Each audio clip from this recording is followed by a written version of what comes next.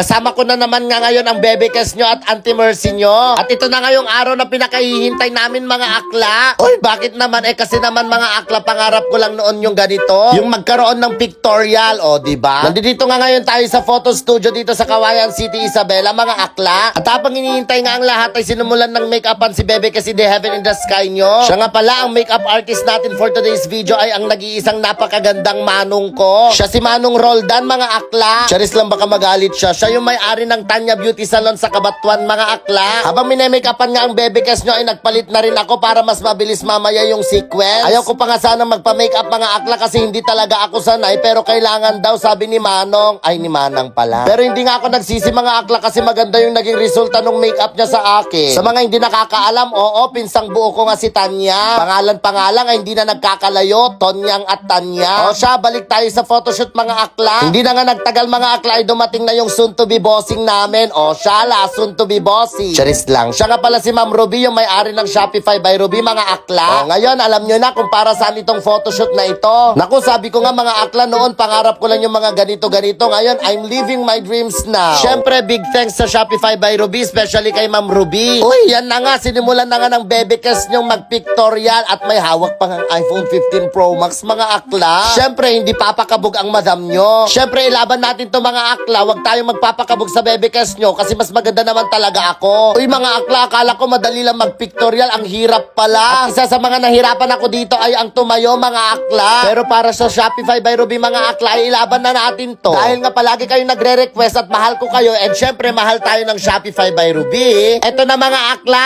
eto na talaga. Uy, akla, bago ka magpatuloy sa video na ito, alam ko gusto mo magkaroon ng Apple product from Shopify by Ruby. Oy, may chance kayong manalo mga akla ng mga Apple products. Alam mo, ang simple-simple lang na gagawin nila Ansyang and Auntie Mercy. Ay, ba't wala ka naman bag? Ilalike nyo lang yung page ng Shopify by Ruby, ito. At yung TikTok account ng Shopify by Ruby, ito din. And syempre, yung bagong product pa nila. Yung Flexi Pro HD Tempered Glass. Ayan, nandito yan. Yes, ito yung mga pages nila. Kaya naman, sinasabi ko sa inyo. Ikaw na ang manalo ng iPad. iPhone pa. Marami pang consolation prizes! May mga pera pa. Kaya naman, ang gagawin nyo lang, i-follow nyo lahat ng mga social media accounts ng Shopify by Ruby at Flexi Tempered Glass. I-follow nyo na silang lahat at may chance kayong makapag-uwi ng mga Apple products from Shopify by Ruby. I-comment nyo yung screenshot na nakafollow kayo, ha.